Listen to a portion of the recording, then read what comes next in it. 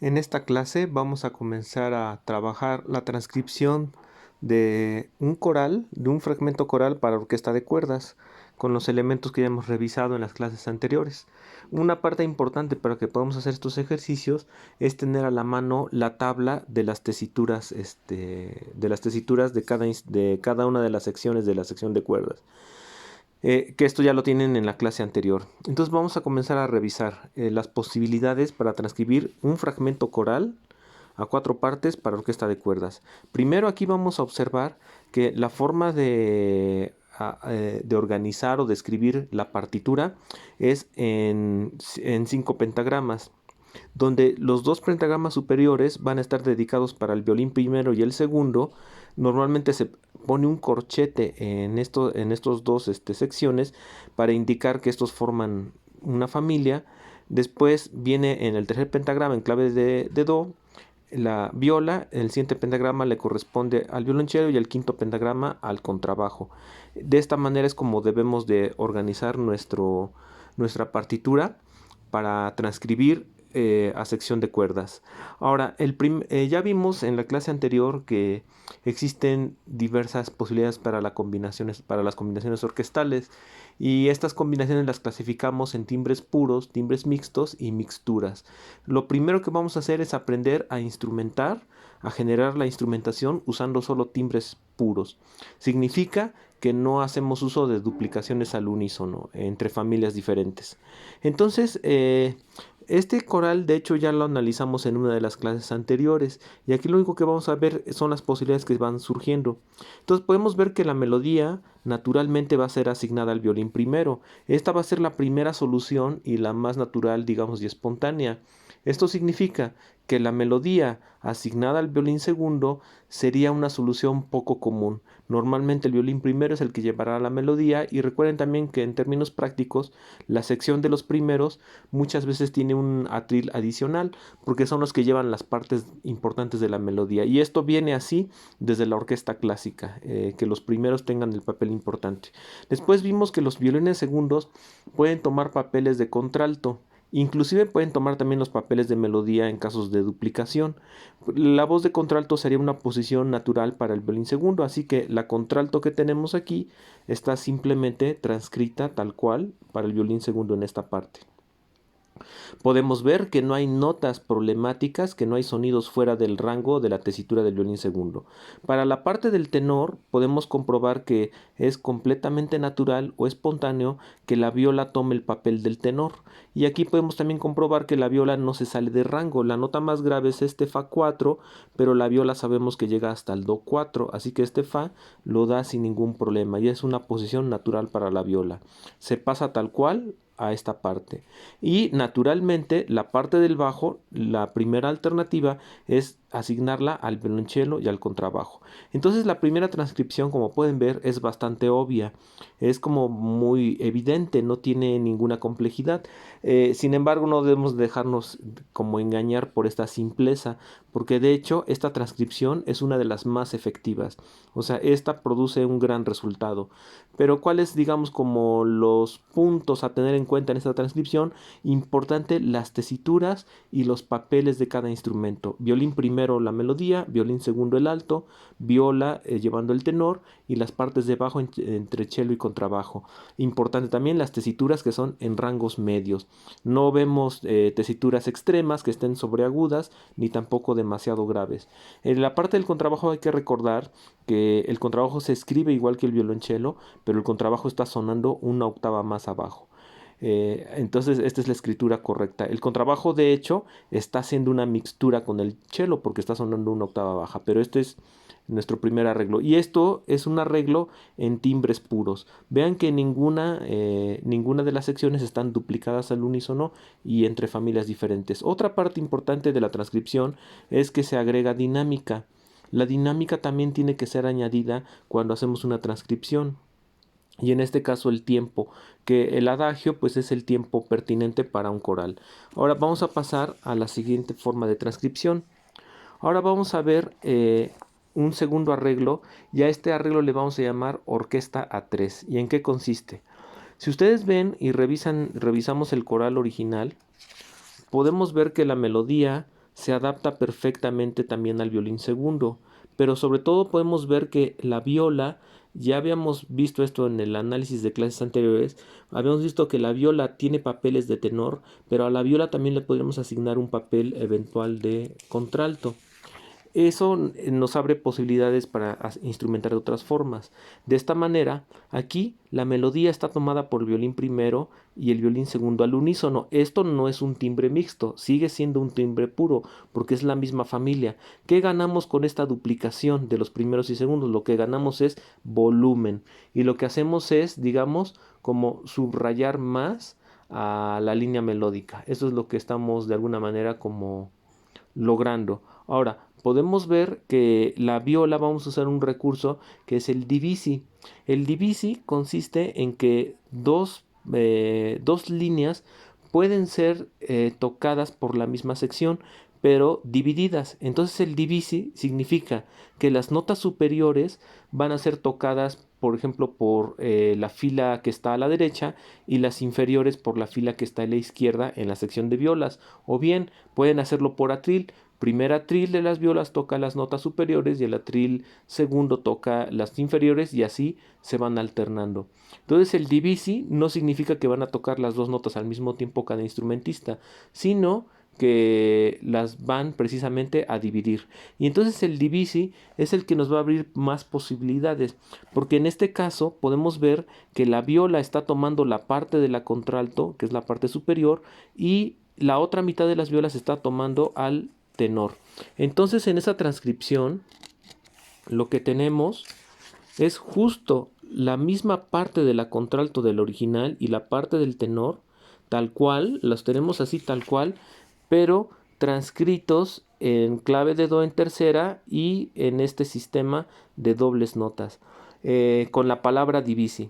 Entonces ya tenemos el soprano en violín primero y segundo al unísono, contralto en la mitad de las violas, el tenor en la otra mitad de las violas y tenemos al bajo asignado igual que antes al bajo, al violonchelo y al contrabajo.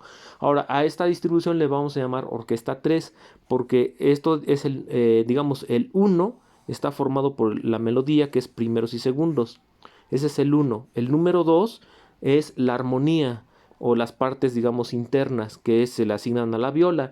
Y el número 3 son las partes de bajo. Entonces es 1, 2 y 3. Por eso decimos orquesta a 3. Y en este caso, ¿qué estamos favoreciendo? Le estamos dando más peso a la melodía. En este caso, de hecho, la parte del tenor y el contralto están relativamente debilitadas frente a la melodía, porque tengan en cuenta que cuando hacemos un divisi, ya no tenemos a la sección completa, tenemos a la mitad tocando una parte y a la otra mitad tocando otra parte. Entonces, en este caso es porque queremos dar más volumen a la melodía. Y es lógico porque la melodía es lo más importante, es la parte principal. Lo que sería poco lógico es hacer este tipo de refuerzo para una voz que fuera secundaria. Ahora, este arreglo de la orquesta A3 tiene una variante.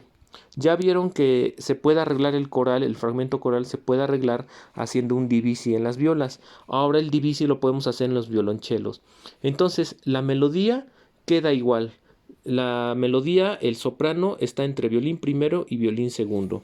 Podemos ver que es la melodía tal cual que tenemos en el coral. Es la misma melodía para el violín primero y segundo. La viola, ahora en este caso, como ya no vamos a dividir, vamos a darle la voz natural para la viola. Por posición o por colocación, pues corresponde perfectamente la voz de contralto. En este caso ya no está escrita con las dobles plicas porque ya no está tomando al tenor. La contralto es literal tal cual la hemos visto en el coral original. Ahora, la diferencia es que estamos dividiendo a los violonchelos. Entonces, la mitad de los violonchelos ahora van a tomar a la parte del tenor y la otra mitad toman a la parte del bajo. Podemos ver que el violonchelo tiene como papel primario a la parte del bajo, que ya lo vimos en los casos anteriores, pero el violonchelo también puede tomar eventualmente los papeles de tenor y está en una perfecta tesitura. Entonces aquí el tenor ya quedó asignado al violonchelo en la mitad y la otra mitad para el bajo tomando en los violonchelos. Y el contrabajo sigue en su papel regular.